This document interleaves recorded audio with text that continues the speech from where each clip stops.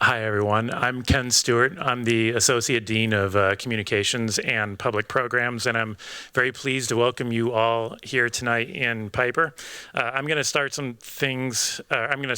tonight off by making just a few prefacing remarks, and then Grace Law, Professor of Architecture and Chair of the Department of Architecture, will introduce tonight's event. First, I want to begin by acknowledging that the Harvard Graduate School of Design is located on the traditional and ancestral land of the Massachusetts, the original inhabitants of what is now known as Boston and Cambridge. We pay respect to the people of the Massachusetts tribe, past, present, and future, and honor the land itself, which remains sacred to the Massachusetts people. The GSD also recognizes the work of the Harvard University Native American program in cultivating the relationships that led to the creation of this acknowledgement. A quick reminder that we have live captioning available for our virtual audience tonight. To enable captions, viewers online should click the closed captioning icon at the bottom of the live stream window. And for our in-person audience, live captioning is available at the QR code that is visible just up to the screen on my right, your left, I suppose. And if you need any assistance, please go ahead and visit the AV booth just up the steps. Tonight's event, as many of you probably know, has been organized on the occasion of Petra Blaisse's excellent new book, Art Applied, Inside Outside.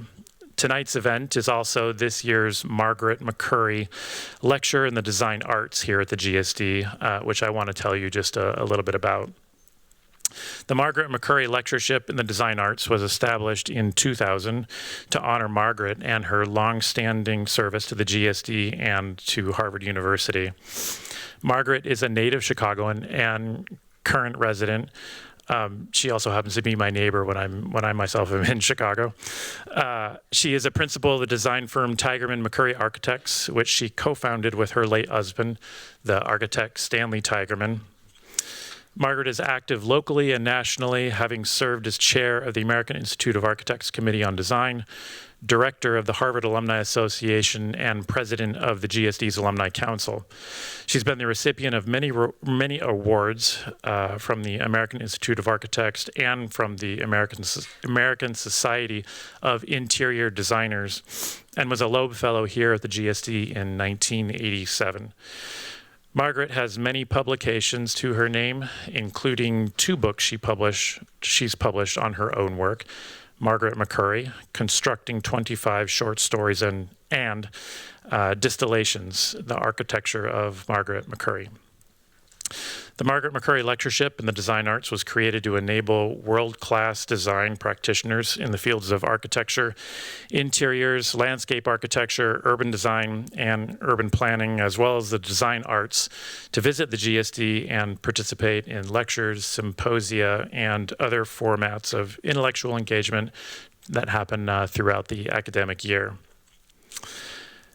A couple of final notes before I hand things over to Grace. I just note that, again, the event tonight is being held on the occasion of Petra's book, Art Applied, Inside Outside. Unfortunately, we weren't able to get copies of the book available here on site tonight, but I have direct assurance from Harvard Bookstore that they do have copies available on their shelves.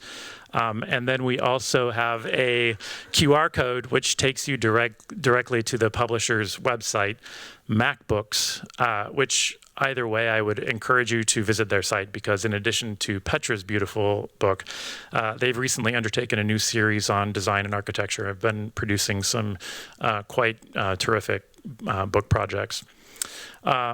Finally, as I am editor-in-chief of Harvard Design Magazine, I'd be remiss if I didn't also mention that our current issue of the magazine also features a wonderful contribution from Petra, but also from the wonderful curators, Fredi Fischli and Niels Olsen, who are the editors of Petra's new book and who are joining in tonight's event as well. all of whom Grace will now introduce to kick off the event. Thank you, and Grace.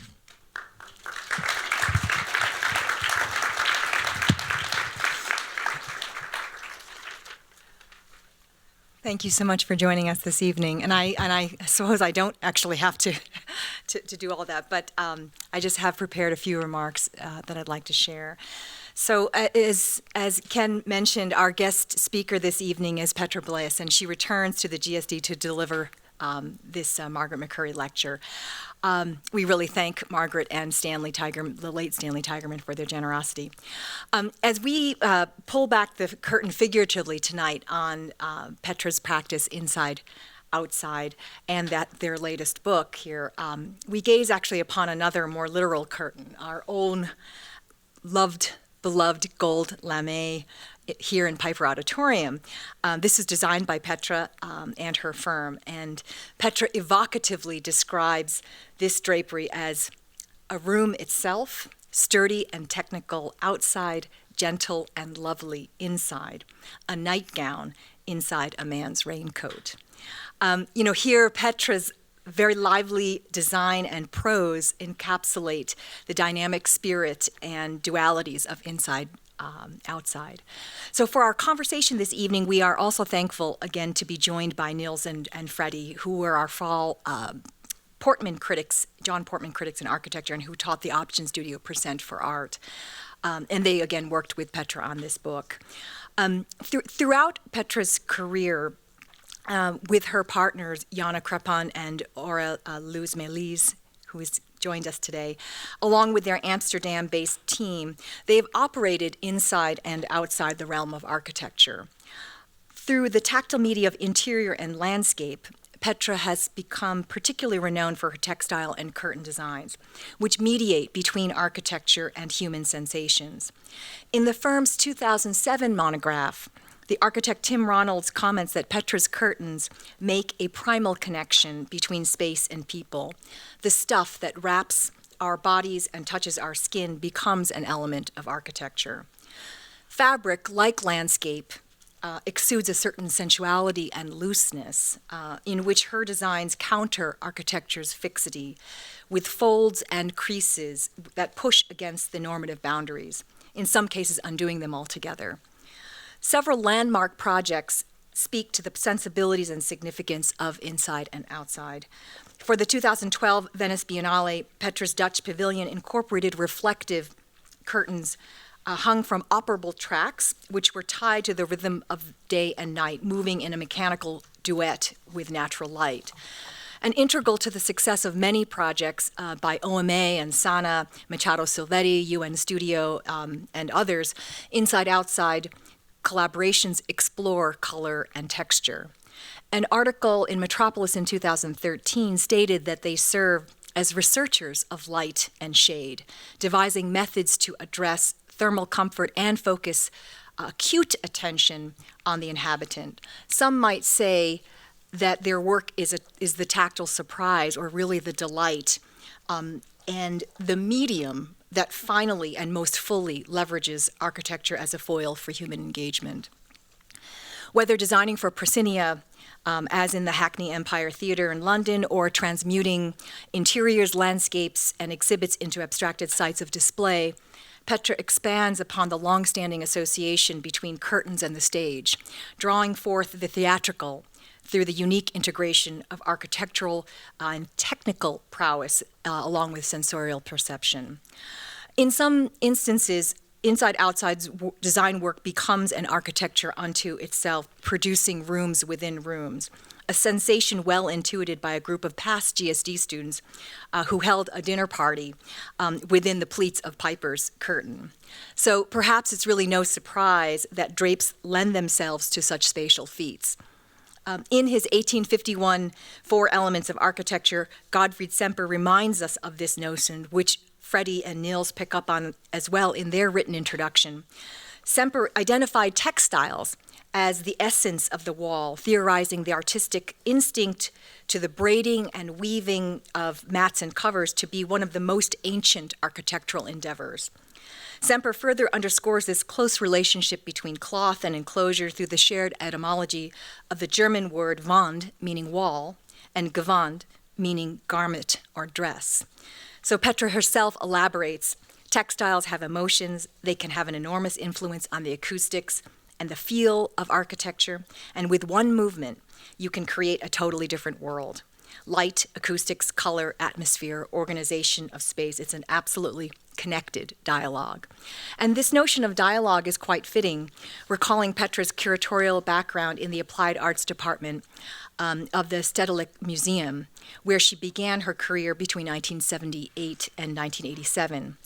On another level, Petra's work is largely premised on dialectics, dualities, and exchanges that generate a multiplicity of experiences and invite participation. Sometimes these back and forth dynamics contend with historical or cultural juxtapositions. Other times they grapple with dualities and counterpoints inherent in the ever-changing temporality of light.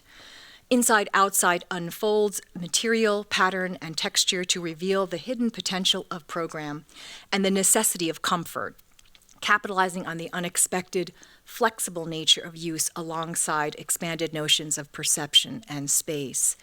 These works, whether for our auditorium or libraries, exhibitions, museums, and beyond, become welcome sites both in and for dialogue. So please join me in welcoming Petra Blaisse.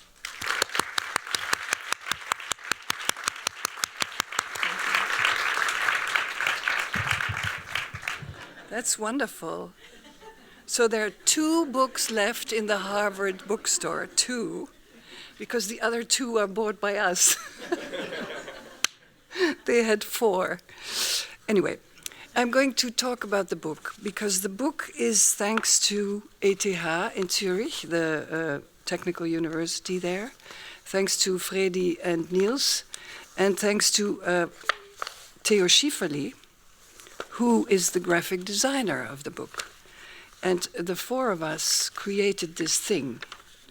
And this thing was meant to be very simple because, you know, we did an exhibition on our work together in 2018.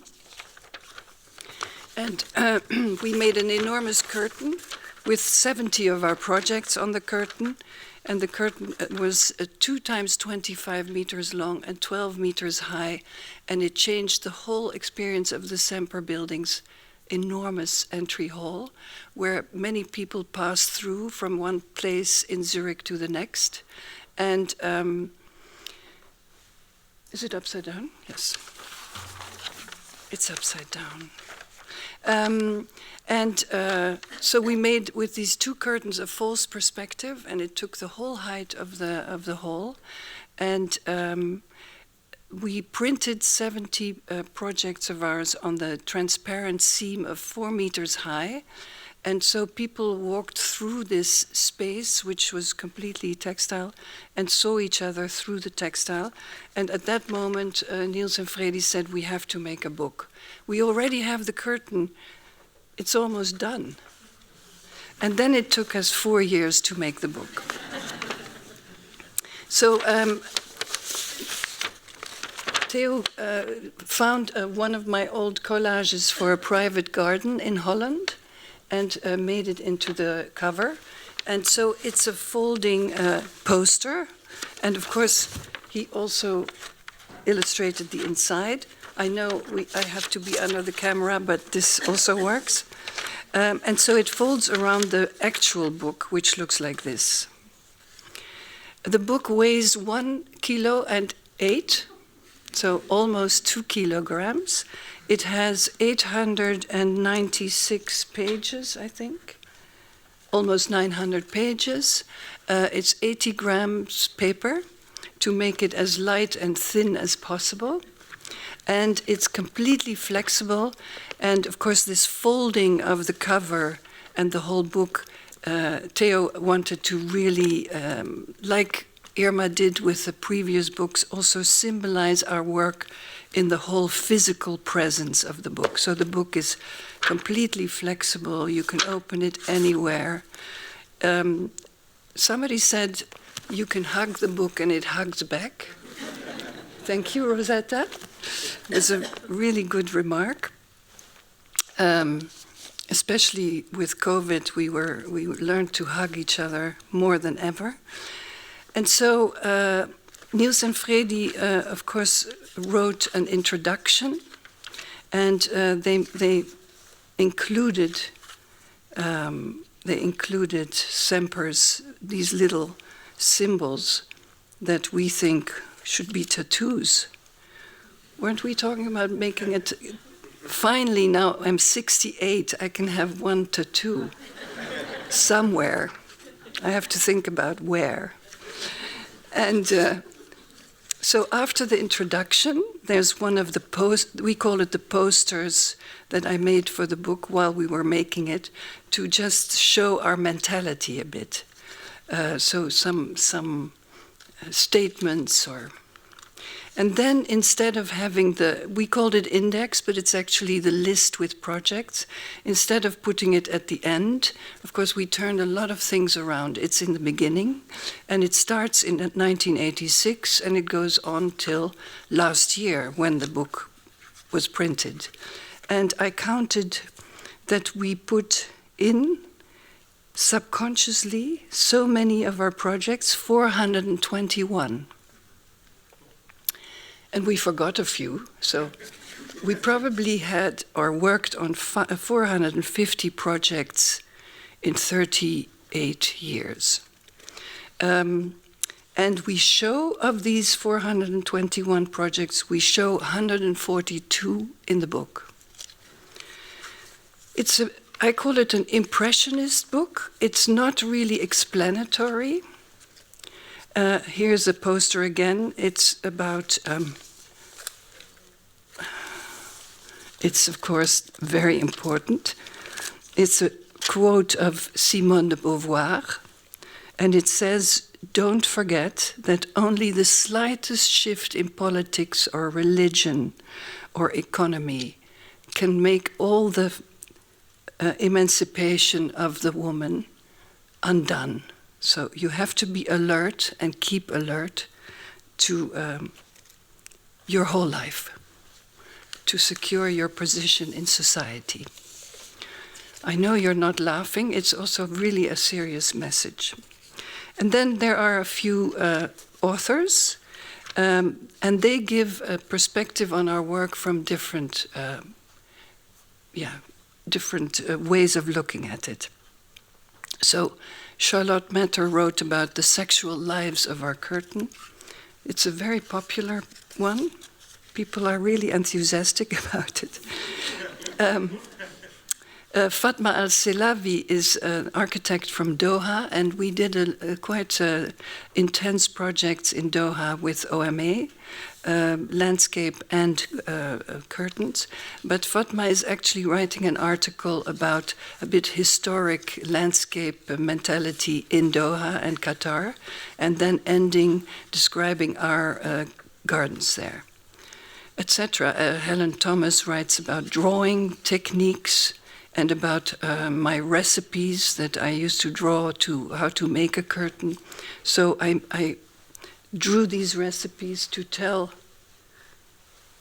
the seamstresses how to make the Prada curtains, in this case, in the Prada epicenter in New York. And at the end, I draw a bottle of beer, because I say, if you did all this, you can really have a beer. You deserve it. It's really a difficult design, etc. So there are a few, there's also a historic article by Penelope Curtis. There's an interview with Laurent Stalder. And there's, how do you say it? Rem Koolhaas gave a lecture on invitation of Fredi and Niels during the exhibition at the Semper in 2018. And nobody had ever asked Rem to talk about Inside Outside. It was so courageous, you asked it. I was like, oh, is he going to say yes or no? Or So he gave a lecture talking about how it all started with me and then how it became Inside Outside. And he actually, during his lecture, he discovers that, or he tells the audience that we are actually not designers, but we make applied art. all our work is applied. And it's such a beautiful way of describing it, because indeed all our work is unique. We always make one installation or intervention per project. And it has, of course, very many technical functions, both in landscape and interior. And so he compared me with real designers, or us, with real designers, Dutch designers, and he mocks a bit the sense of humor, you know, like Marcel Wanders. You know, it's really something else. It's series products, and this is not it. But we picked up on this art applied in our title, and that was thanks to that. Then I have a poster again, because I looked in internet, and I found that you can really learn how to make, you can learn everything on internet, right? You can learn to play violin, you can learn to be a graphic designer. You can also learn how to make a park. And on here you see all the steps you have to make a public park. And then the results are fantastic. They are transparent, controlled, silent, full of technology. The cameras are everywhere, you have digital connection. It's heaven. It's amazing. So this is actually what Inside Outside is working against, as you can imagine. Because all these developments in landscape architecture in public spaces has only been in the method of transparency, security, and no surprises, and no danger, and no mystery, and no romanticism. Absolutely not. So if we make a park like in Milan, we are told that nothing can be higher than 50 centimeters. Yeah? So I designed a maze. And then 3 years later, or 5 years later, 10 years later, we finally made the maze, and the maze had to be no higher than 50 centimeters. And you ask why? They say, well, you know, people might go and sleep behind it, or maybe they attack you, or whatever. So, landscape architecture, many people know, has a lot of work to do. To go back to nature, but about that later. So here's an image of this curtain that we made for the exhibition that originally started in the Semper. So here you see it in the Semper Hall. And Theo made a beautiful folder explaining each project that was shown here. And we had a poster also announcing the interview and the different lectures. And then it traveled, it went to the Triennale in Milan, and of course there the space was totally different. And as Grace already said, of course, it's also a flexible element. So we made it shorter, and we made it into a kind of, you know, yeah, it was not a maze, but you could go in, and there were niches, and you could lose yourself in it. And then it moved to the Maxi Museum, and there we hung it outside. And they wanted to hang it in the gallery, but we said, well, you know, it's not a piece of art at all. It's just information. So let's hang it outside. And on this picture, you see that it's really a method or a technique to hang it between Zaha Hadid's beautiful, sensual, concrete forms. And so again, these two, 25 meters, 12 meters high, here it disappears in this opening. So in fact, it's that high. And it kind of wallops, or how do you say it, billows in the wind. And this was actually ideal situation as far as we are concerned. So here you see again in the Semper, and we had a lot of films, because our whole work is about movement and change. So film is really an important medium to show the work in all its changeability, if you want. And of course we made cushions, and we made this the first time for Sarah Herda, Sarah who organized our exhibition at Storefront in 2000. And we made these garden carpets that were later used in the Seattle Library. And we made these grass cushions on the sidewalk. 3 of them. And it was really sweet because Sarah and her team had prepared growing the grass before we came to New York. And it was like a weed factory, really. They had these UV lamps and everywhere seeds and little things coming out. But anyway, and Sarah had to water them every day. At the end of the exhibition, they were sold to someone who wanted to have them in their garden. So this book goes from last year back in time, showing a lot of projects you can imagine. And this image is actually one of our reactions to the current atmosphere and landscape architecture, and of course thanks to, or not thanks to, but because of climate change and because of the urgency of improving our environment and helping nature to find back its equilibrium. You can do it in many ways, but also from the European Union there is an initiative, very urgent initiative, or actually regulations for architects, at least in Europe, that they have not only to recycle water management is important, solar cells, the whole thing, it has to be all sustainable and green, whatever that means, but also the soil needs to be alive.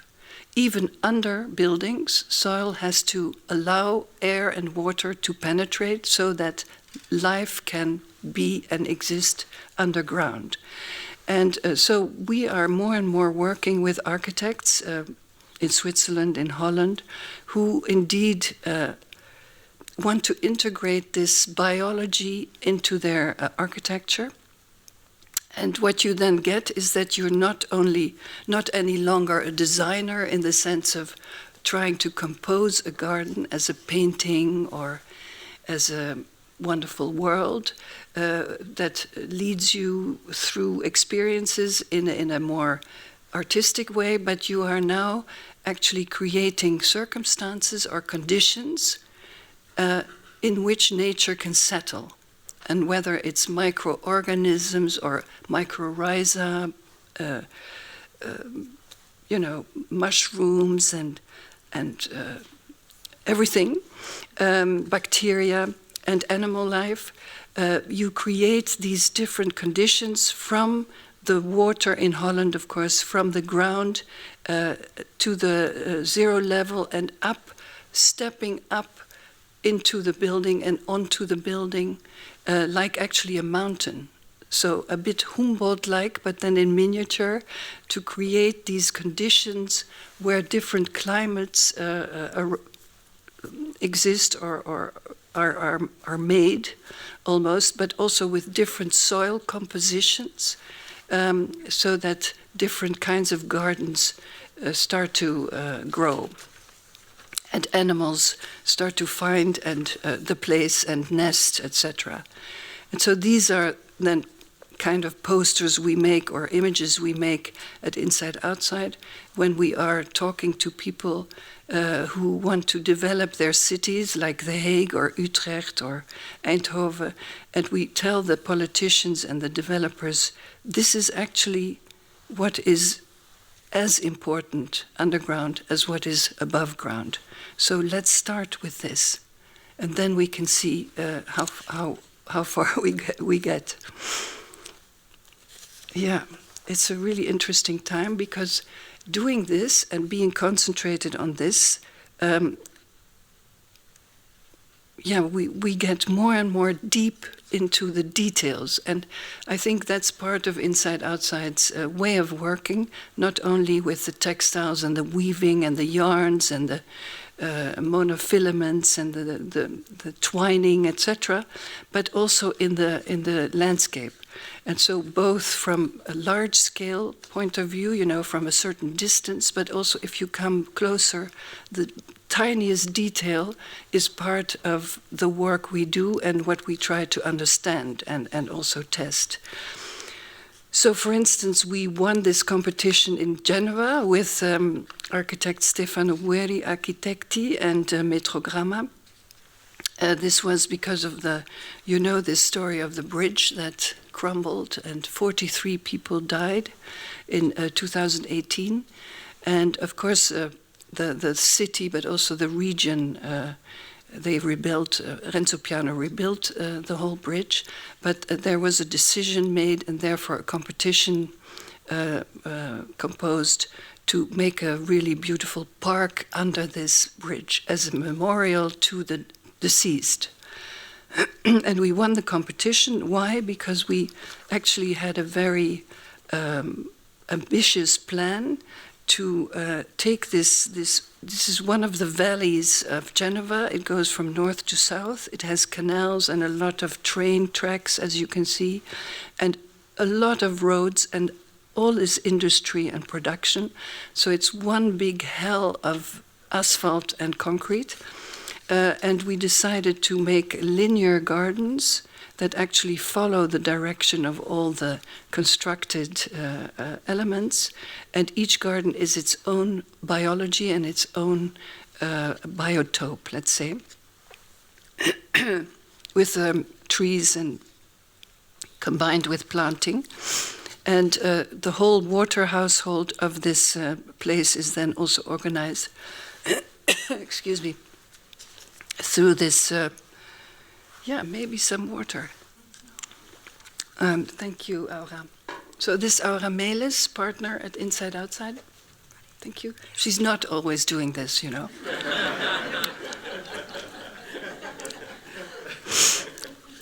It's vice versa, right? So you see this kind of sketches I make to also tell my own team, who's also translating these sketches into real official drawings for, you know, how you present it in a competition. So this translation from this sketch to this kind of drawing and this sketch to this kind of drawing is also part of the process that we are about.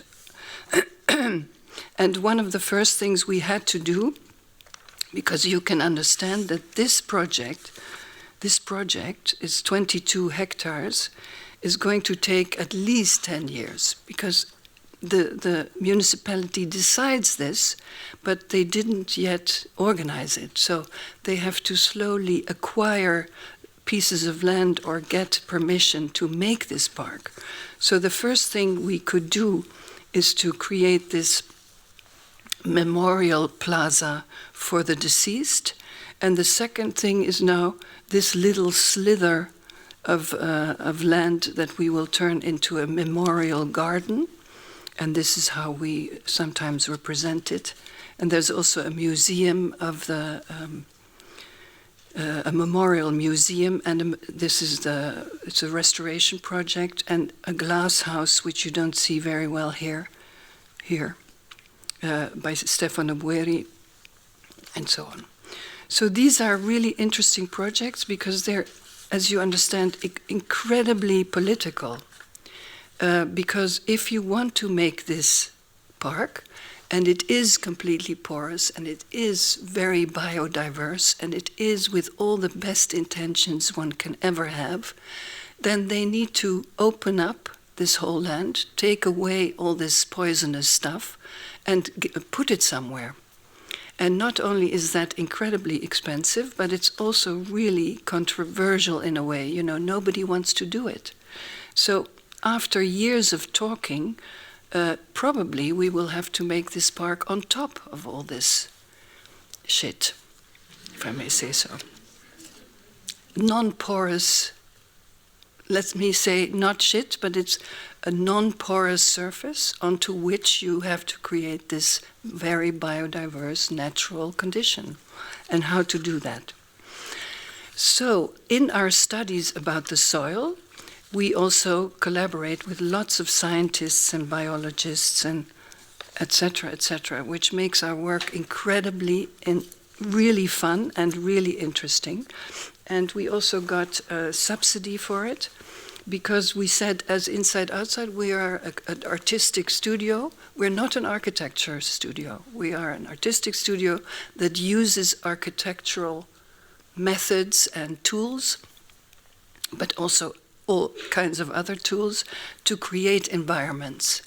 And but to create environments that we want to create to improve the world physically, we need the understanding of developers, architects, engineers, residents, maintenance teams, etc. So we want to visualize soil life. We want to make images of soil life so that we can show people what is going on underground and why it is an incredibly beautiful and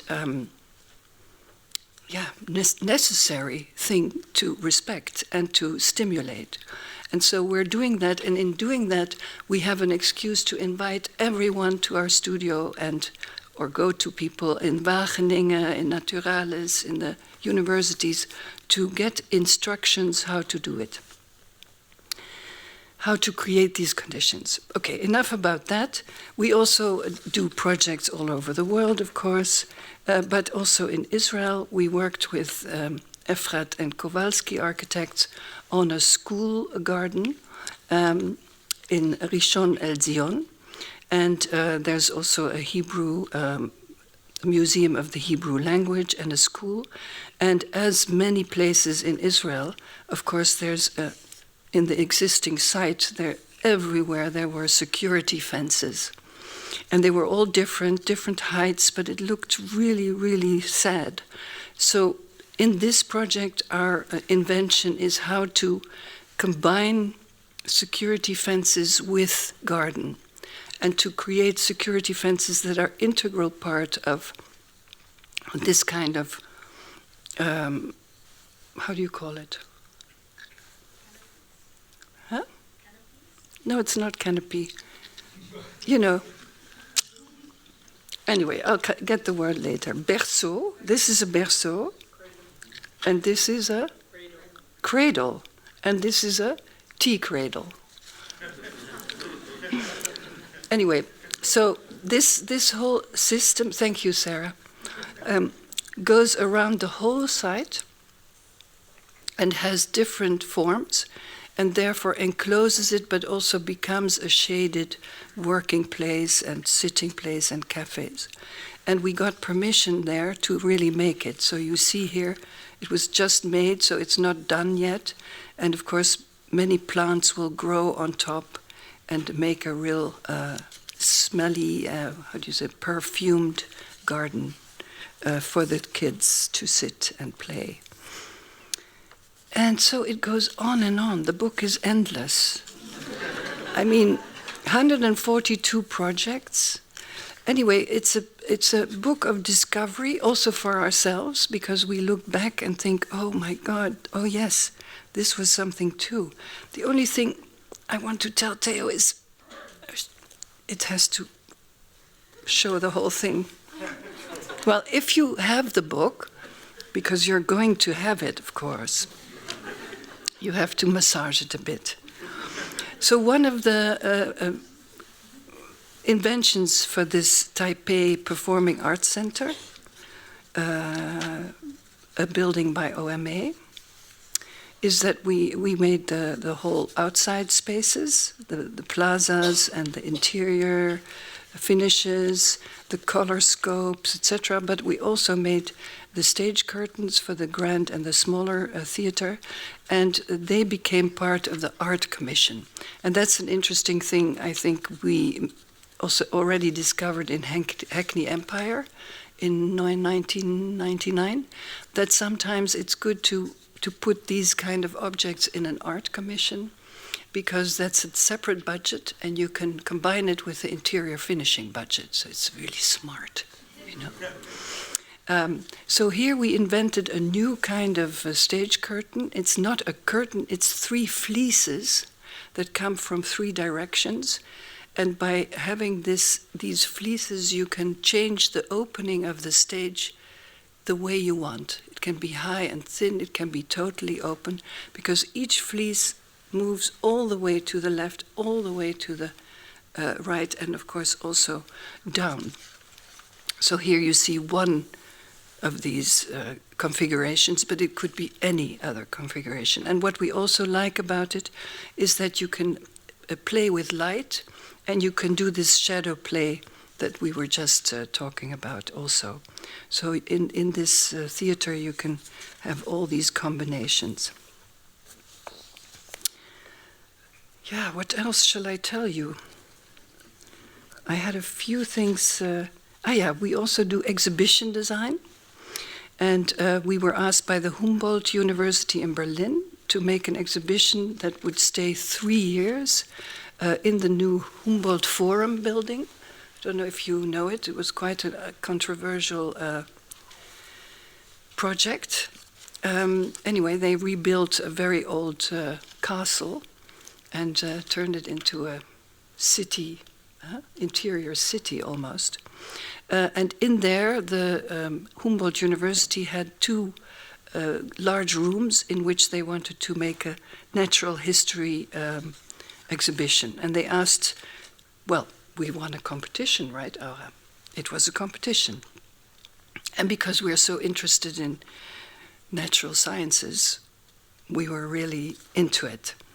And we won it, and so we created this 2 rooms. One is the introduction room with a curtain with huge digital projections on it, showing swarms of fish, interactive. So when you came near, they would, how do you say that?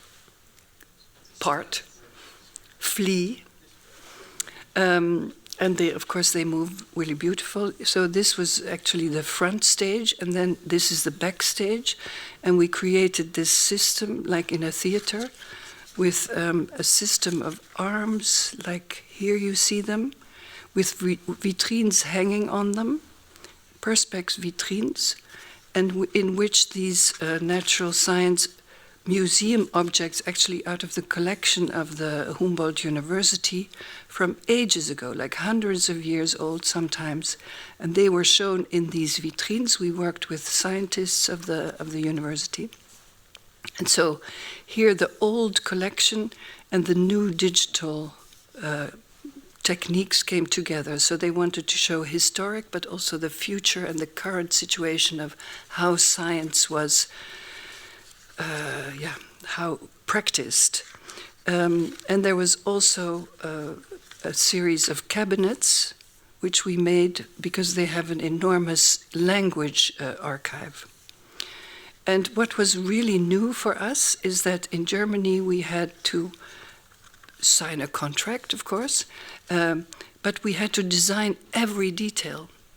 So I think Aura and Nafsika and Reinier, 3 people, 3 architects in Inside Outside, had this unbelievable challenge to create really these technical drawings that we really hadn't done before.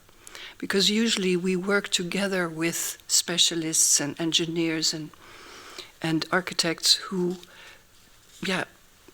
take over at a certain point in really doing these construction drawings. So that was a challenge, but we did it. And together with Cookies, I don't know if you know Cookies, it's also a group of architects who design and who make architecture, but also exhibition design. They helped us with all these vitrines. And each vitrine has its own climate and its own UV lighting. And what is beautiful, I thought, is that the scientists wanted texts in each vitrine that showed the object or described the objects from 4 different perspectives. And that's why I like this book also, because these stories also show our work in different perspectives. But here each object, so from political perspective, from historic perspective, from, biological perspective, obviously. So you see the same object, but you see all the different interpretations of it. And that made it, to me at least, very, very interesting. So these kind of things were designed by our team at Inside Outside. And so this was for us a real new way of working and with a new result. And this exhibition is still going on.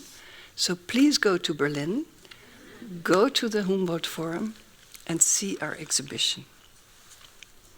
So we also make exhibitions for the Van Gogh Museum or for the Maxi Museum. And we worked with Niels and Fredi at the Where was it? Ah, yeah, the Luma Foundation. Sorry, I'm a bit tired. Never mind. And I had oysters thanks to Fredi. And so these oysters are going to... Oysters before performing, that's such a decadent thing to do. Eh? But we had 4 fantastic years, you can imagine, right? With Theo and these 2 guys. We always had fun. And you can see it in the book. So here we were asked by Fredi and Niels to help make a division, some divisions in a big space where an exhibition was held, to create different sort of galleries so that they could hang the works or install the works in different categories.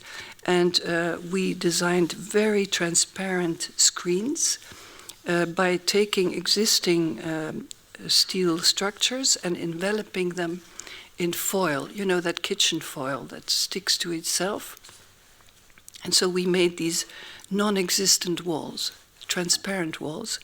And what was beautiful, and which you can't see here, but if you would have a film, you could see it, is that this plastic foil is stretched, but it vibrates.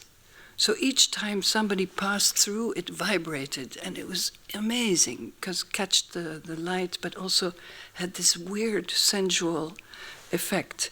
And of course, like Lina Bobardi, you saw the backside of paintings, which was also really nice, that you saw all the backsides as well. Fantastic work, huh? Theft is vision, I agree. And sometimes we have restoration projects. Sometimes we work in a train, have an art commission for the Dutch quick train. And we think we wanted to make these kind of interior illusions in the toilets. We thought it was so much fun. Look, here's the toilet, here's the toilet, here's the toilet. And you're actually sitting in an amazing interior. Don't you agree? And so, but then, of course, the Dutch railways said, no, that's not possible. It has to be about the Netherlands. Jeez. Okay, so, and it has to be about Dutch landscape. So we asked a friend of ours to take pictures of the Dutch landscape. So now the toilets, you're sitting in a Dutch landscape. Cold or wet, but you feel great. And then the outside, we had to also design the outsides. And we thought, oh, why not take something we already did? So this is the dance theater curtain, of course photographed and made into a foil, but it looks really soft. And this is from the Rothschild Bank. I asked permission. I asked the Rothschild Bank, can we put your curtain on the toilet of the Dutch train? No. They said, absolutely. Now, this is a restoration project in an old train factory, and we won a competition with Civic Architects and Braaksma and Roos. They're 2 young architects from Amsterdam and an architecture firm specialized in monuments, and Arab was also part of the team. And we thought, we fell in love with this, completely in love with the building, and said we don't want to do anything in it, we just want to leave it open, because the aim was to put 4 parties in this, the public library, Seats to Meet, which is a company that rents out flexible workspace, and 2 cultural institutions. And so what the competition makers expected was boxes, each firm its own box, but we didn't want that, so we actually kept it open and created over its whole width a landscape of stairs, so you would have a world on top and a world underneath, and 6 enormous curtains that would really define space. This is a photograph by Aura. Here the curtain is not yet finished, but it's a beautiful image of part of the curtain, because this is then what comes as well on this piece. So they are 15 to 17 meters high, 65 meters long, 50 meters long, all different. And they are woven by the Textile Museum in Tilburg, in the city where this is. And we wove it also with fish thread, so monofilament. And it's, of course, plastic, but it's fireproof. And so we wove these very transparent parts, but also the very thick and massive parts, partly with this, mixing it with a fish thread, so you get this fantastic, like a serpent almost, like a skin of a fish or a serpent. So they're all different. And what is beautiful about the weave here, and of course that's the whole point. When you weave, it's like architecture. You have to understand what each thread is doing, where it's going, and what you can do with it. And this is like in other projects, for instance in Qatar, the jacquard weave, which means, or the damask weave, you have two different sides. So you weave and you have positive and negative. But like in Doha, this is 3 layers. So you have hidden yarns, which means that one side can be completely different from the other side. So this, for instance, this inside is yellow or blue. So and so that was really exciting to make, I'm sorry to say. And you know, if you make these kind of curtains, it's motorized, of course. In this case, you also need to make doors and emergency exits and windows. And they were so huge that nobody could hang them at once. So we had to make them in 2 parts. And that's what you see here. And this is one of these fantastic things that happen during the process, that you have to find a solution. And we loved the solution, you know, because it makes it even more industrial and muscular. Like this outside of this curtain is, to me, muscular, and inside it's very feminine. Although we have muscles too. So, I mean, I say it wrong. It's soft and... Okay, this is in Saudi Arabia. This is in Milan. Park. Maze, 50 centimeters high. Doesn't it work fantastic? And you know what's so funny? These become much higher. Nobody says anything. Yeah. In winter. GTA, ETH. And here we also do, this is also a nice one. Niels told about it once in a speech. We're sometimes asked to do a workshop, organize a workshop with students. And this is in Bois Bouchet in France. And I was invited to come and teach students from all over the world. They do that every summer. And it's about architecture, art, writing, film, anything. And I said to Aura and Jana, who just became partners, let's go together, then we can bond. We are a week in the countryside and we have all these fantastic students and we'll have a fantastic time. So we went and there were, I think, 12 students, approximately, or 14, all ages coming from all over the world. And they thought, we're going to work with inside, outside on a curtain. That's so interesting. And then we said, no, we're going outside.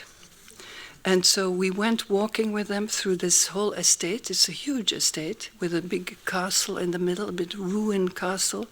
And we discovered that the paths were completely chaotic. You always lost your way. You had no idea where you were. We got completely lost.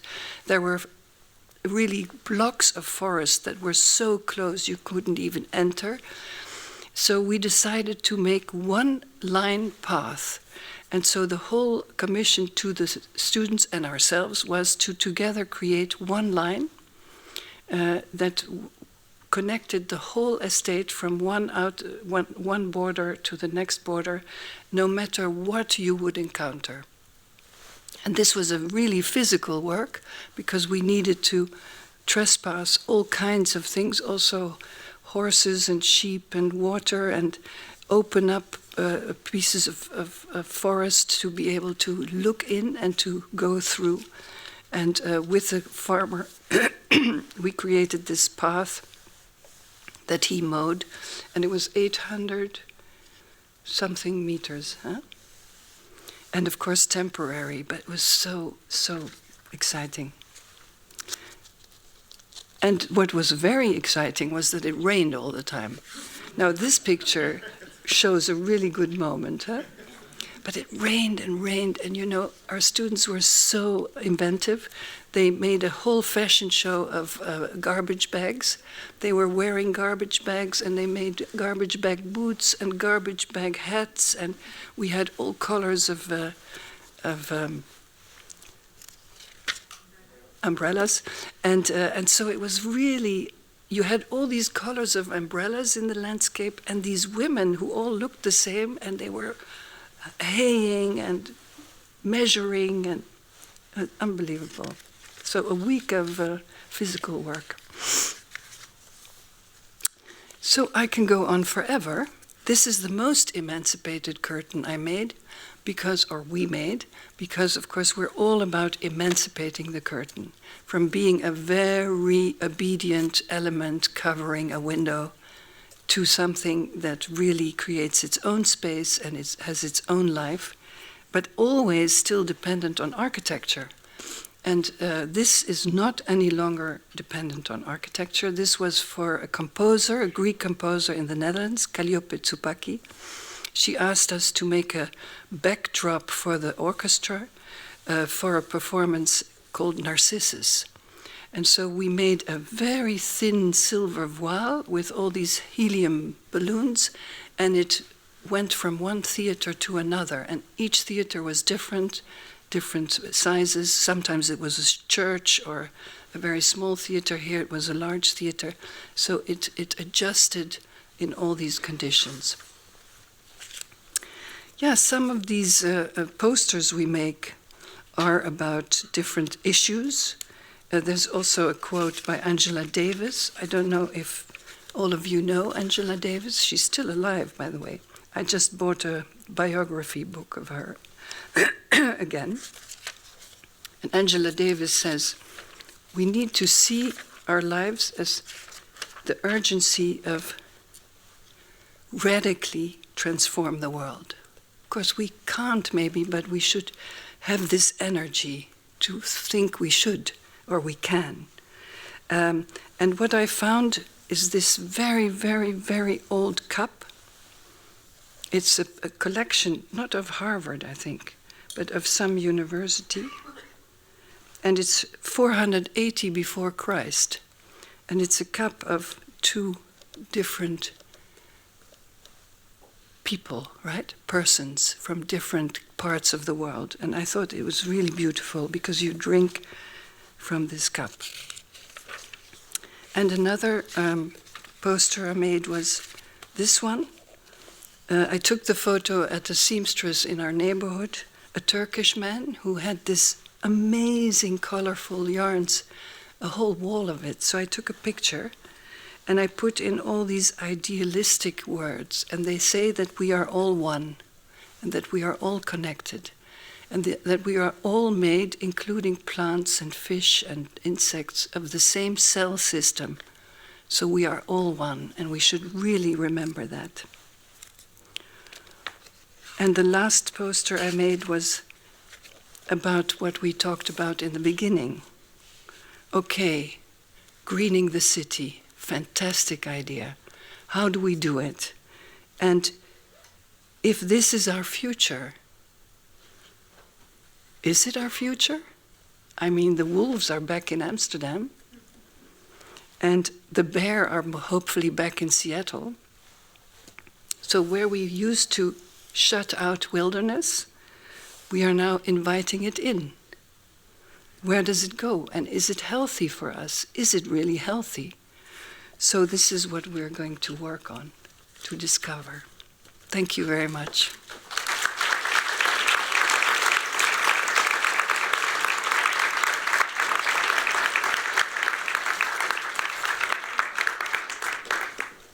Thank you so much. Such a, I love that you were giving us a kind of tour through the book, also through the projects, but that you really we can feel sort of the energy that you are, intellectual energy and the vibrancy with which you work through the projects, which is really, really wonderful. To give you just a moment's break while after that talk, I might start by asking Niels and Fredi to talk a little bit about what motivated you to pursue this collaboration, and then, of course, this 4 years in the making this book. Maybe you could talk a little bit about that from your perspective. So we both come from the role of exhibiting architecture, which is, of course, always a dilemma. How do you bring architecture to the museum? And this, from the start, we try to experiment. And so luckily we found the work of Petra and Inside Outside. And in the book, I think now there was no time to see the beginning of your work, which was really in the art of display. You started at the Stedelijk Museum, and then you worked on a series of exhibitions which are at the end of the book, because the book is mirrored, it's reversed. It ends with the beginning. And there, for example, you see in the Boijmans Museum in the Netherlands, where you installed rubber columns, and the architecture models were stuck to the columns like handbags or like trees with branches. So this was kind of the start, how we learned about your work. And then actually also seeing this curtain here, which I think one really has to witness on site. If you even look at the weights, which are fisher weights, that recall your earrings. So I think after the lecture you should check out this feature. Then I guess it's your kind of way of how you approach projects. So we do exhibitions at a Swiss university that kind of comes out of Swiss modernism. We don't have this. And it was very much needed. And the idea kind of how we do exhibitions is that we don't want to kind of represent what a school, what an institution is already doing, but more try to do something that creates a rupture. Something that poses questions, but also that generously gives something, but maybe also something that stands in contrast what is being done. So comparing this presentation to kind of Swiss modernism, it was kind of the way we wanted to go. And you still tried, like in these projects that you did, you still could somehow combine both. Like the first project that we did, you did a permanent exhibition architecture for us in a quite in the tradition of modernism. We have this gallery that is kind of a window, open space, and instead of building a wall, you would bring in a curtain. So in a quite modernist way, but then you would bring in a golden curtain, or it was this black plastics that you would introduce to the space, and thereby I thought like always a little bit subverting whatever an architect would want to represent by themselves in this exhibition space. You're revealing that the Swiss are a little stiff, maybe. So I think that's very interesting. And then when you decided, that was a joke. Nobody seems. So then when you came upon this kind of work, and then maybe you could tell us a little bit about the process of making this book, because obviously, again, it's a long collaboration and long time in the making. I think in the Swiss context, I think what is really the contrast or opposition is the notion of value. Because I think with the work of Inside Outside, if you look at this curtain, the material is quite raw. It's quite inexpensive material. It's PVC, it's a nylon. You have this industrial grid in the middle, also like a fishing net-like material. And this really struck us, that often design today is connotated with luxury, with value, but in most work of Inside Outside, they deal with PVC, bubble wrap, shipping, blankets, and so forth. And I think this really struck us and brought like a fresh a notion to craft and arts, applied arts, that you deal with these raw, ready-made materials that are accessible. And and then the process to the book, it simply came from admiration to the work. So we collaborated on the enfilade that Fredi mentioned, then the institute in Zurich, the GTA Institute for History and Theory of Architecture, had an anniversary. So we invited Inside Outside again to create a golden curtain like you have, a gold leather curtain. Not like this one. Yes, it's even more gold.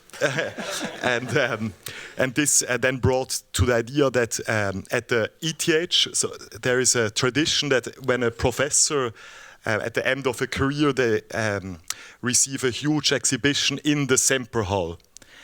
And we thought, it would be really cool to bring Inside Outside to this quite heavy monumental hall.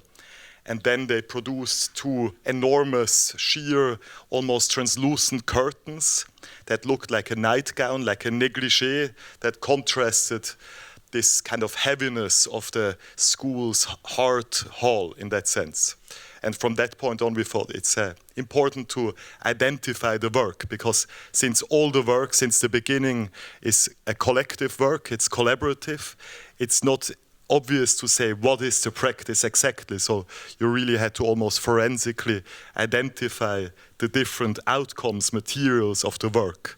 And for this reason, it also took a few years to really find all the materials and bring it together in one volume. And what was so special working with you on the book, Peter, is that we did every step, kind of everything always together. Like usually in architecture, you must follow the rules that one thing comes after the other, otherwise the building would collapse. And with a book, you also have to do, otherwise it wouldn't actually work. You do the text, you do the editing, the proofreading, then you go to graphic design, then it comes back. No, not with us. We did it kind of all together. Also, out of a reason for us that we could really learn about your practice, that we would travel to Amsterdam, meet with the whole team, kind of getting into the archive, and only somehow through the making of the book, getting to know Inside Outside and trying to get closer of what it actually is. So instead of exhibition making that goes so quick and then a result is being done and people can look at it and judge it, it was this kind of digging all together. So it took us years and years to do it, but it was so beautiful to do graphic design. We took our time because it was so nice, no? Yes, it was really an amazing thing, because what was really the difficult part, and that's where you are really good at, and also Theo, is that each project has, of course, an enormous amount of material, digital, but also collages and tests and photographs, and the older it is, more slides and negatives and photographs and horrible material as well as beautiful material. And so we had to make this book so, to show these projects in a very short manner was really difficult. And so the way to really decide what image would touch upon the essence of a project was really what was where the energy was, where we also said, it can't be only about the beautiful, perfect result. It should also really show the bad things and the ugly moments and the fringes of a project, and not always, what is shown or what is the end result. Yeah, I think you really do get that sense when you're flipping through the book, that you can really tell that there has been a strong curatorial process in selecting the images, and I think that's very evident. And I think it's partly the beauty of this collaboration that makes that possible. I am curious, Petra, when you have been, again, because I'm sort of just interested in how the work comes together with a piece of architecture, your work, and I'm wondering, at what stage in the process of design are you, in the design of a building, let's say a new building project, are you entering in terms of when you see that moment for your work to fruition, and or just in terms of the design process? At what point are you engaging in that design process? Yeah, very often from the beginning. And that's actually really nice. So, but sometimes also architects think later, maybe we need a flexible wall somewhere, and maybe it should be a curtain. So that's also interesting if you are confronted with something that is already designed, or of course a restoration project. Because I think we should also use existing buildings as much as possible. So that's also a really good challenge to improve a situation that is partly there. But very often we are from the beginning. So for instance, with OMA, very often we are.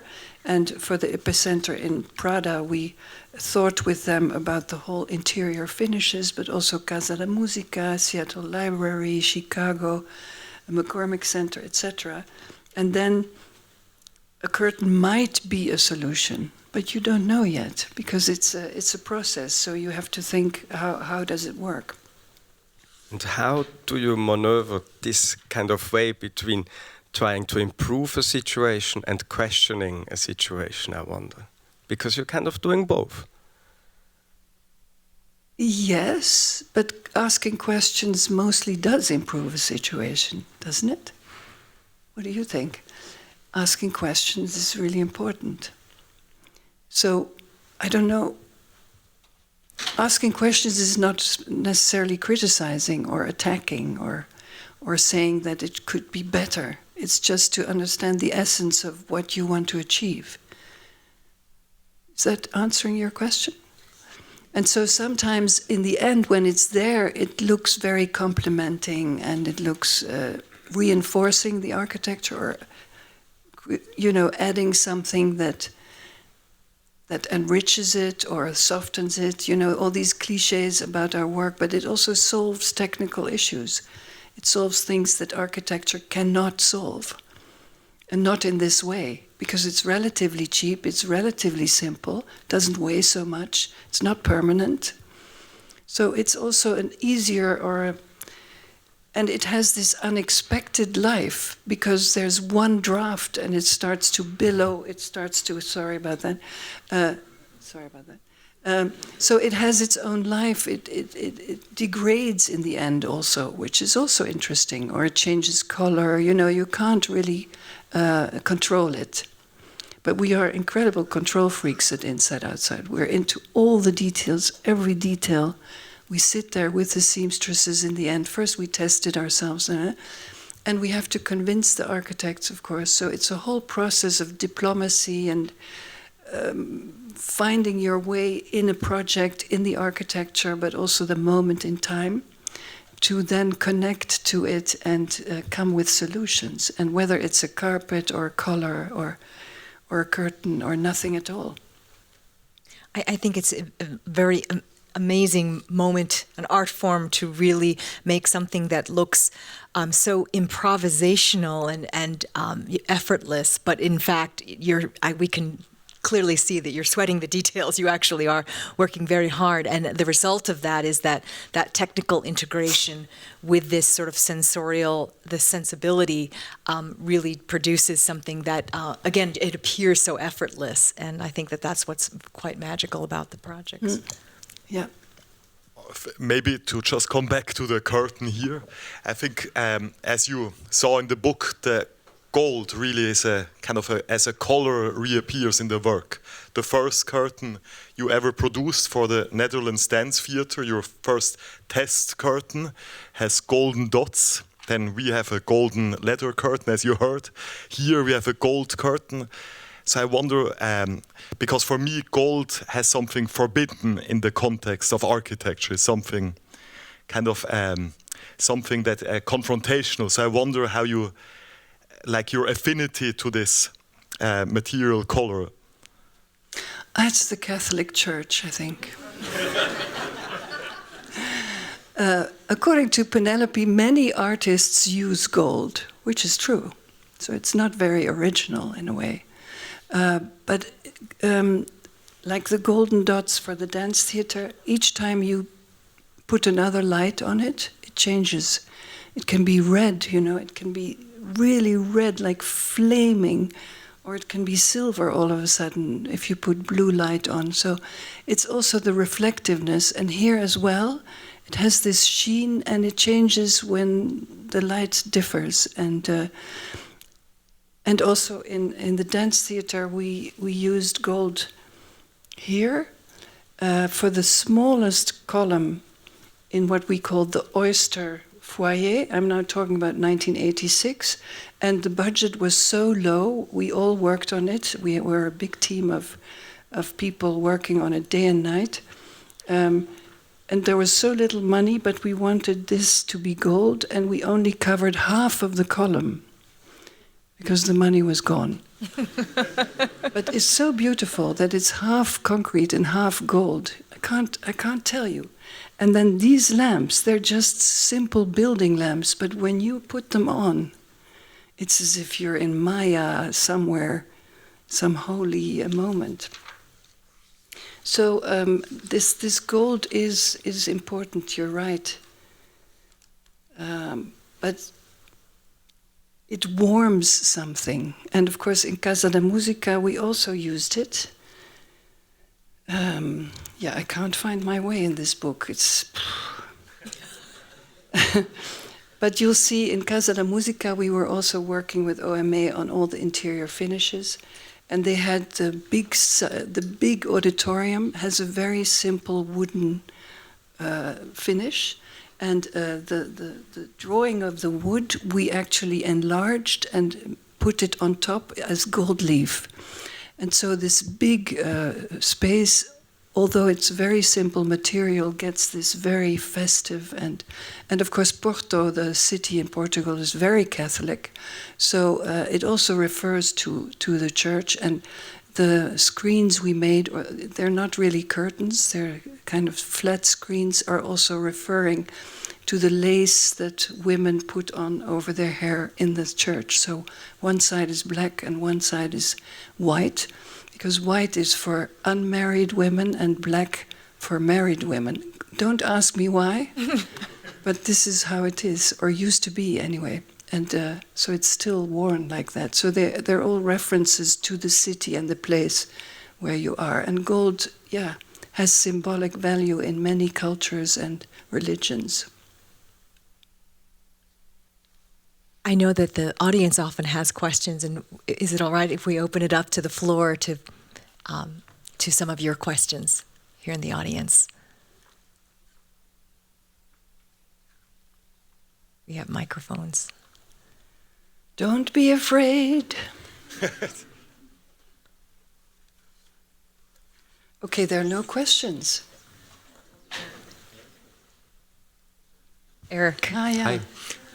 Thanks for the beautiful presentation. As you were flipping through the book, I was imagining flipping through an Instagram feed that has a kind of, there's an abundance, there's also a kind of informality, the showing of process, the sort of showing of sketches. It struck me as a little bit like a social media feed, and I wondered, how does the social media format help us think about books? And how does it help us think about landscapes? Is it possible to think about the book as a very slow feed or as a very fast landscape? Do you think about the three together? Oh, I think you should answer this. Here's the microphone. It's interesting you mentioned social media, because that's something that Petra totally doesn't use at all. She's not in Instagram, anything of that. So non-existent, let's say, for Petra herself. Yeah, I think just to answer the question on the informality, or I think it's almost like an essence of a project. It's almost like a feeling that you see in the book of a project. And it's so what Petra was saying, that there's so much that was chosen to show, that the image that you at the end like really choose for has to give a feeling of it. So in that sense there might be a relation, within it. What social media sometimes does is you don't have much time and you see it, but I think it's definitely not, with the care and the time that has been taken to kind of compile and make the composition. Yeah, it's really giving the essence of each project. So in that sense, and indeed just to the speed of it, maybe it is you of course, I think it's what's really interesting to try to show is that there is a process also. So indeed, also to show the mind of the creation with sketches, but then also at the next page you also see it done. So of course there's just a time lapse is taken into two spreads, and that's also part of it. But I think definitely, it's something that we are. If you also follow Inside Outside our social media, we're kind of really lacking there. We are not in that sense. Yeah, we're more book persons in that. Just to answer your question. Maybe it was just because Petra was flipping through so quickly.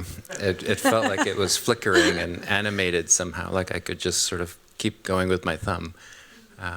The first book we had made for the storefront exhibition in 2000 by Irma Bohm, it's a flipping book, because that's the most media-like thing I really enjoy, is flipping and then something moves, And so Irma made this little white booklet, and you page through to one side and you only see interior project, and you flip like this and you only see exterior projects. And so it's like a bit of a film-like thing, and I love that kind of medium. But Instagram, I never look at it, you're right. Well, I'm only 68, I have a few more years, but I'm learning from the team. I have a very quick question, maybe building on what you've asked. Can you say something about the essays in the book, about the editorial decision, maybe just in a nutshell, because it's a lot, but briefly say something about how you selected these essays and how they intersect with Petra's work, or with inside-outside work? Question is to you, huh? So we really try to just look at different lenses. Like for example, one important element of the book are the drawings. We call them the Petra recipe drawings.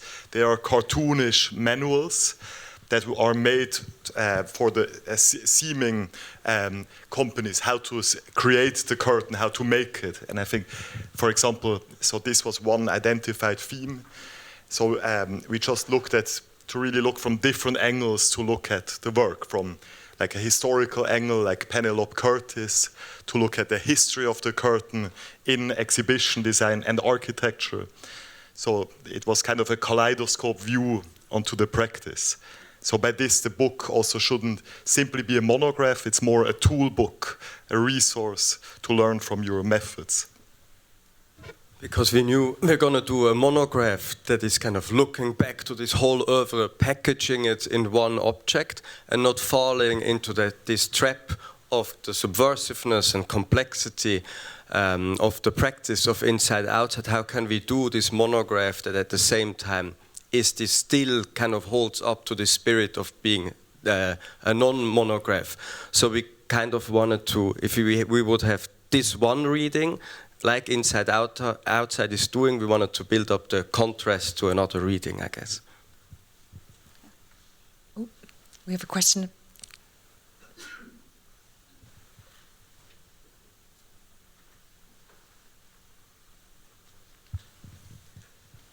It's great to see Niels and Fredi here. I was in their class, it was amazing.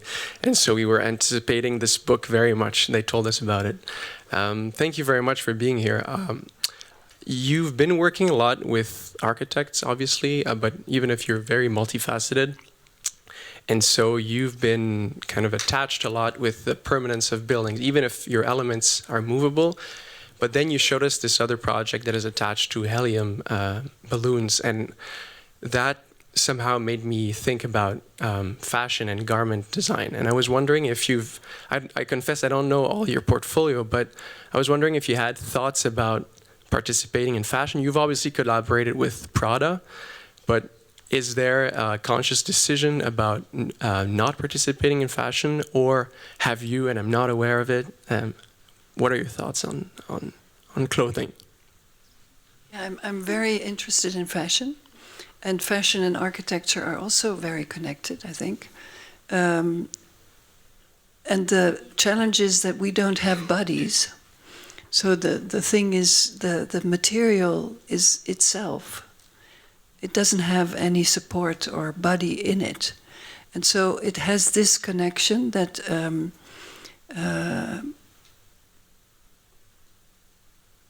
how can I say? I think a fashion design, the finishing is definitely connected to fashion.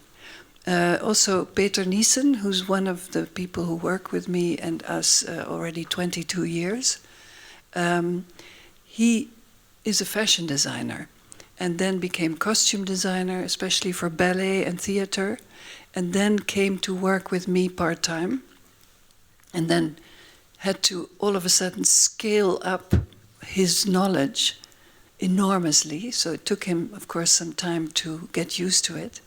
But in the detailing and how you really construct something made of textile, which in itself doesn't have a structure. It has a structure, but it doesn't, So you have to help it by stitching or reinforcing or finishing or folding or knotting, knitting, crochet, So all these techniques.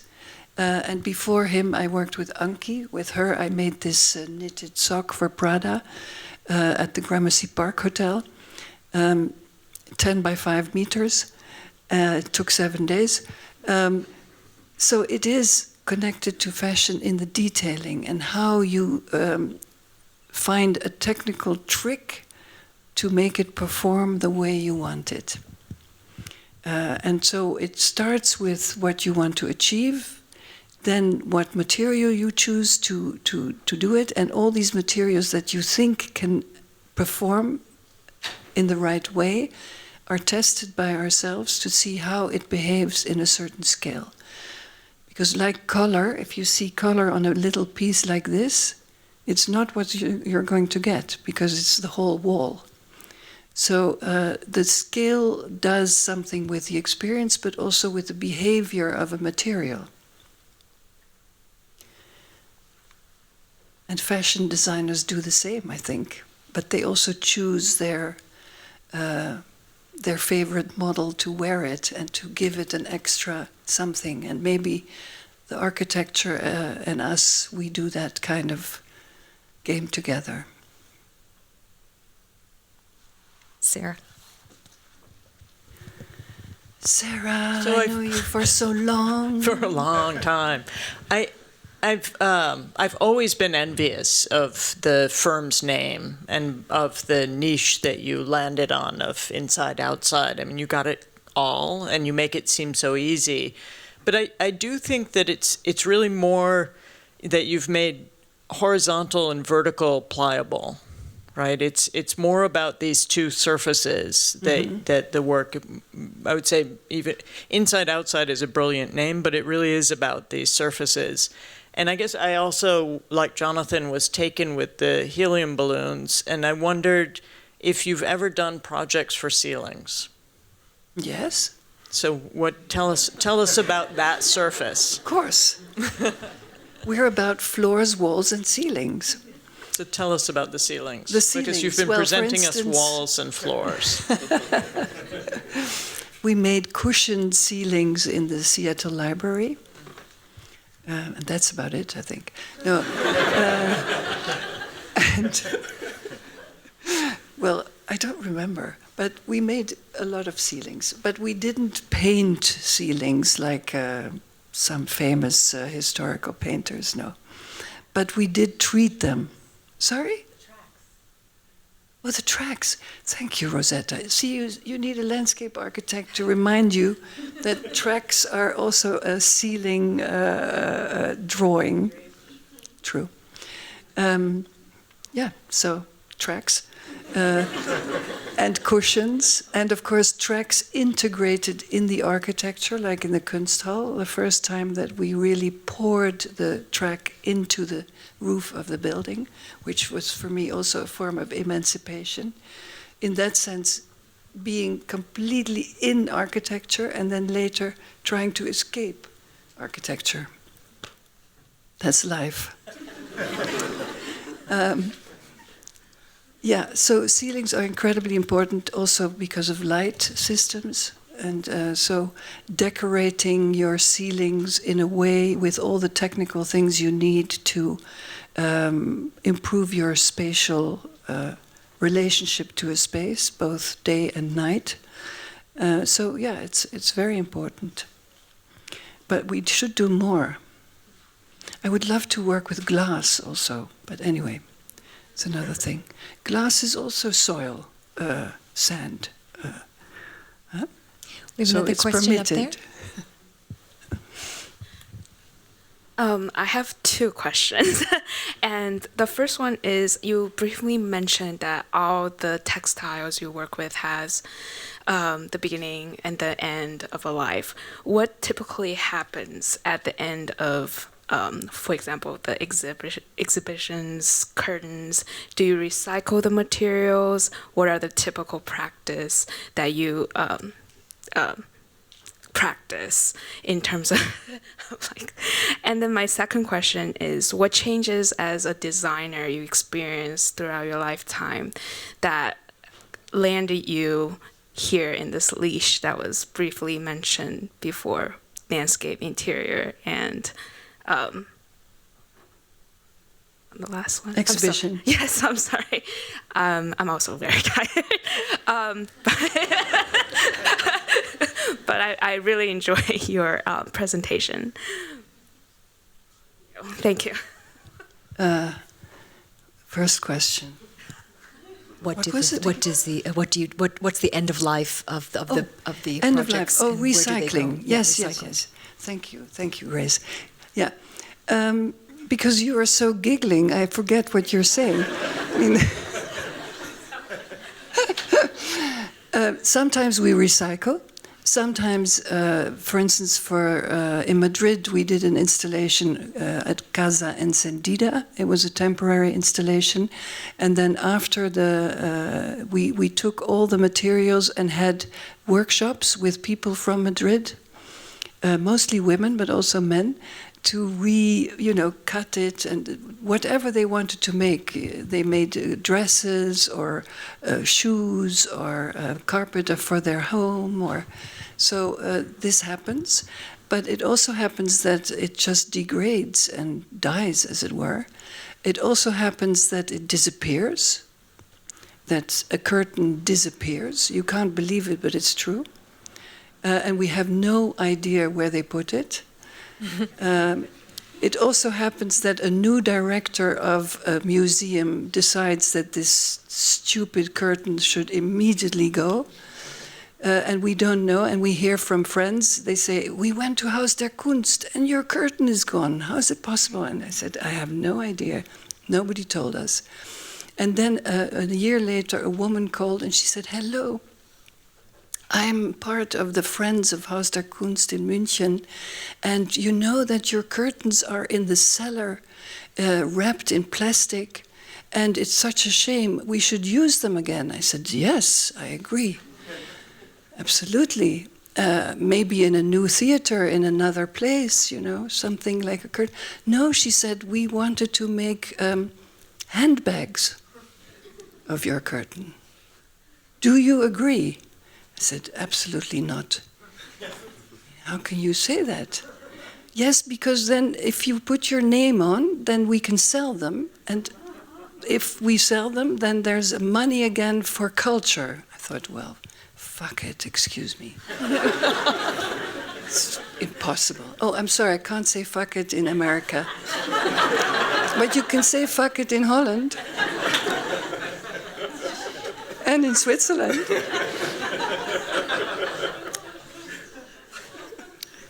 So many things happened in a recycling way. Depends how you look at it. But you can also bury textile and then it also degrades. But we haven't done that yet. But I'm going to find out with all these scientists if we could combine, the degradation with the improvement of soil quality. Who knows? And the other question I don't remember either. It was about how you got there inside Your path to this work. And the path. Well, first art, then applied art, then exhibition design, and then influencing interiors. And then being in the interior, people say, and what do we do outside? Well, I know what to do outside because I am a gardener and I love to do it. I love to be with my hands in the soil and make something and watch it grow. And that's the difference in the time zone. Of course, as a landscape architect or gardener, you seed, you plant. First you draw and you imagine. You imagine a garden or a park or a landscape in 50 or 100 years, which you might not witness yourself, but this is your imagination. And then when it is made, it begins. And it goes its own way. And depends very much on maintenance. And so my fight would be, with Aura and Jana, to get contracts including maintenance for a couple of years at least, right? That would really help. But that's another story. Here also something about the maintenance. There are some things hanging loose. Can somebody repair it? See, this is what everyone means, that I'm also at war. Una?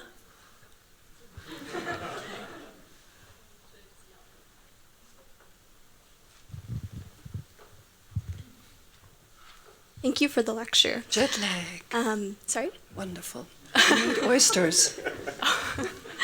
During your presentation, you referenced sexuality, gender, masculine, feminine, and I'm curious if you could describe or elaborate on where that maybe came from, because those are descriptors, but perhaps there's a narrative that backs the descriptions, and how you ended up with this material and like fabric and sensuality, etc. Obviously, you're a woman yourself, so perhaps that's the starting point. What am I myself? Oh, you're a female. You're a woman, so I'm wondering if that was like what drew you to like a more flexible, sensual material like fabric. But yes, please, thank you. Is she now talking, Malkiet, about gender in our profession, or? Gender and architecture and curtains, yes. And the of narrative course you behind referenced Simone de Beauvoir. You know, I mean, it's interesting. I think that's an interesting question. Yes, it's true. It is an interesting subject. I think many women in architecture, you're like 50% women studying architecture, right? At least. Yeah. More. How much? 60, 80? Well, we're more about 55% women studying architecture, but what's interesting is that after the women go into the profession, it's less than it's 3 in 20 that actually end up receiving licenses. So there's an incredible attrition somewhere between graduation and the profession. That during that period, there's an incredible attrition. So we don't have actually as many, even though we're graduating this number of women, we're not retaining them in the field. And how come? I think because I have my own views. Yes. I think it has a lot to do with the fact that practice is actually still a hostile environment for women. I'm sorry to say that. It's the same in Yeah, in many of the design fields. Sorry? In many fields, yes, fields? in many, and especially predominantly professional fields that are historically male-dominated fields. But anyway, going back to the question, if I may paraphrase, this question about the role of gender, actually many times the manipulation of interior conditions is actually considered a kind of women's domestic realm. So I mean, I think this is kind of at the core of maybe what you're asking about and some of your thoughts on it. It's true, but many men have that same sensitivity, you know. So I'm always a bit hesitant to say. I mean, we got fired once because we had naked men on the toilet, and not real men. Could have been, but images of naked men on the toilet, and it was my protest against being a woman at the time, not now, but when I began this work. I was one of the few women also working in Korea, for instance, in this whole project. And then I would sit with all these, contractors or in these building sites, and I was always looking in the crotch or in the tits of women, the breasts of women, of calendars and pin-up. Thank you. See, my daughter knows the right word. I shouldn't be so plastique. Anyway, so I was looking at pin-up women on print calendars, you know, when you open a locker, here it is again. And I thought it was fun when we started our own studio to do the same, but with male images and calendars. And friends of mine helped enormously. And they sent faxes with unbelievable muscular types, and we all pinned it on the wall in our. We had only one toilet in our first studio in an old school, and so we were working with this German firm, their factory making brushes, and it's a wonderful. I mean, I discovered so much about brushes. I love brushes, and so I made a brush wall for the Mercedes-Benz Museum for acoustic reasons. But anyway, this brush man, the director of the brush, he wanted us to change his interiors and to make a fantastic, welcoming entrance zone. But then he came in his Mercedes to Amsterdam. First of all, he said, I want to park my Mercedes here all night and I'm going to take a taxi to the hotel. And we said, no, you can't. It'll be stolen tomorrow morning. And then he went to the toilet. And then he fired us. It's a true story. And I said, sehr geehrter Herr, I don't remember his name, wieso entlassen Sie uns denn? And he said, well, I can't work with only women. It's too much. But it was not the real reason. Anyway, so in my own primitive way, I'm trying to find a position as a woman in this world. But in fact, it's much better than that, because our work is getting more and more technical, and more precise, and more necessary, and more performative in all directions. So we prove our strength, and we work like crazy. And we also have families. Well, my family has grown up, but Aura still has young children. So, I mean, it's really a passion. It's in your veins. You can't help it. You have to do it. It's like being an artist or a writer. It's not always being the nicest person, sitting ready with your apple cake, but there it is. It's worth doing. Right, guys? Right, Grace? Right. Thank you so much, Petra.